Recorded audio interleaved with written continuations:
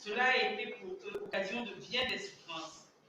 Attentes interminables, machines non disponibles ou en panne, multiples allers-retours entre le domicile et le centre de recensement, toute fracasserie endurée pour qu'à la fin, un grand nombre d'entre eux n'aient tout de même pas réussi à se faire recenser, malgré la journée du 19 mai ajoutée par le gouvernement lui-même. Et voilà qu'à peine 6 mois après, nous apprenons par l'intermédiaire d'un courrier en date du 25 octobre 2019, émanant du président de la CENI pour demander la mise à disposition des salles de classe, nous apprenons donc qu'il est prévu une révision des listes électorales sur toute l'étendue du territoire national du 29 novembre au 1er décembre 2019.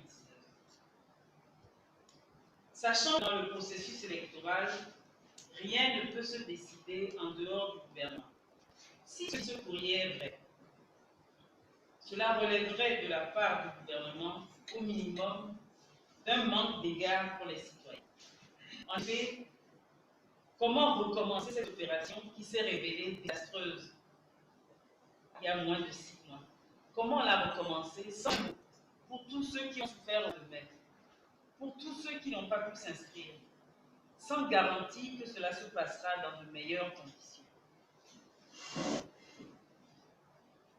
S'il est vrai que le gouvernement se prépare à recommencer l'opération de révision des listes électorales en 3 jours à la fin du mois de novembre 2019, n'a pas été prise des dernières échéances électorales, le mouvement d'Espérance pour le constate que nous venons à une situation similaire à celle qui avait précédé les législatives de décembre 2018. En effet, à l'époque, toutes les démarches entreprises auprès du gouvernement togolais par les partis politiques participant au dialogue, par la société civile, par les représentants des régions pour obtenir les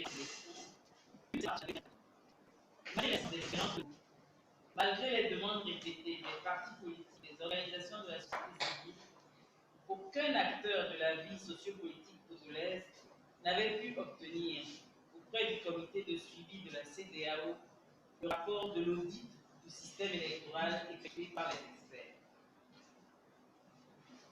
Aujourd'hui, nous ne pouvons donc que reprendre mot pour mot ce que nous avions dit dans notre déclaration du 10 décembre. Ce qui est en jeu actuellement, c'est faire des partis politiques, mais un problème de la nation. Oui, c'est l'affaire des partis politiques, parce que la mission n'est pas celle où tous les électeurs potentiels de tous les partis ne peuvent pas prendre part au vote et donc désigner en vérité leur candidat. C'est l'affaire aussi de tous les candidats, car comment se convaincre de la victoire ou de la défaite aux élections si le fondement même de cette issue des élections est faussé par le fait que chaque électeur en âge de voter n'a pas pu mettre son bulletin dans l'urne. Finalement, c'est l'affaire de toute la nation, y compris les citoyens qui ne sont pas sur le territoire national. C'est l'affaire de tout le peuple togolais, parce qu'aucun peuple peut accepter d'être inscrit en otage par une partie des citoyens qui ne recule devant rien pour toujours gagner des élections. Dans une nation, il arrive un temps où on doit avoir la volonté en les posant sur des bases saines. C'est pourquoi le mouvement des forces vives Espérance pour le Togo exige que le gouvernement renonce à un processus électoral mené de façon unilatérale. Que le gouvernement renonce pour un consensus avec tous les acteurs de la vie sociopolitique du pays. Ce consensus doit porter essentiellement sur un délai raisonnable de réalisation d'un recensement, devant conduire à l'établissement d'un fichier électoral conforme aux normes internationales et tenant compte des réalités du pays. Pour cela, il s'agit de prévoir en amont des dispositions en vue de faciliter l'enrôlement des électeurs, faciliter donc l'établissement des cartes nationales d'identité, l'établissement des ambassades, l'appel pour les kits et les techniciens destinés à appliquer le processus d'enrôlement des électeurs. cela, il s'agit de mettre en place une organisation administrative pour éliminer les doublons et les personnes décédées dans le fichier. Il s'agit enfin de procéder à un enrôlement des citoyens avec toutes les garanties de transparence et de stabilité des élections qui suivront. Cela signifie une CENI et ses démembrements, et dont les équivalents dans les ambassades, une CENI et ses démembrements qui soient indépendants. Des observateurs internationaux accrédités. Des observateurs nationaux accrédités, en l'occurrence une plateforme d'observation de la société civile. La garantie donnée à tout citoyen d'exercer une surveillance de l'enrôlement des citoyens sur les listes électorales. Enfin, le recensement devra être clôturé par une période où les citoyens pourront consulter les listes pour les dernières corrections.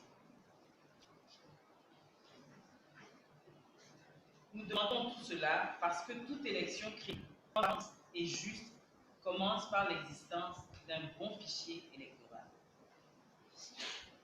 Espérance se réserve donc le droit d'appeler à toute action allant dans le sens de ces exigences, qu'elles viennent des organisations de la société ou des partis ou des initiatives qui luttent contre le coup de force électoral de préparation et qu'elles sont conformes à nos principes, spécialement celui de la non-violence. Dans ce sens, nous devons féliciter le groupe parlementaire NET PDG pour sa courageuse prise de position contre la réforme du code électoral adoptée le 5 novembre 2019 et particulièrement contre la disposition exigeant des membres de la diaspora désireux de participer au vote de détenir un passeport valide et une carte consulaire depuis au moins 6 mois. Dans la mesure où nous n'avons jamais eu un fichier électoral en bonne et due forme depuis 2007, les citoyens réunis dans le mouvement des forces vives Espérance pour le Togo en appellent à tous, candidats et potentiels électeurs, organisations et personnes défendant les droits de l'homme, citoyens de toutes les confessions religieuses, toute personne de bonne volonté, nous vous en appelons pour vous mobiliser pour l'obtention d'un fichier électoral fiable, élément incontournable pour toute élection crédible. Nous vous en appelons pour vous impliquer dans cette revendication dont dépend l'instauration d'une paix durable dans notre pays. Pour la paix sociale et le développement durable du Togo, travaillons tous ensemble pour des élections justes et transparentes. Je vous remercie.